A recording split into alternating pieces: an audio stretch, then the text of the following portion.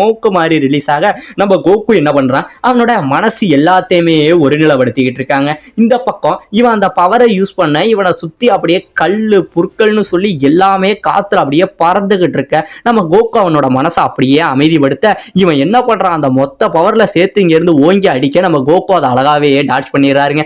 Doge பண்ண Coco அப்படியே பறந்து போகாம மறுபடியும் இவனை அடிக்க வர அந்த அடி வரும்போது இவன் மொத்த பவரையுமே நம்ம கோகு மேல அடிக்க மொத்த பவரையுமே நம்ம கோகு டைரக்டா எடுத்துறாரு.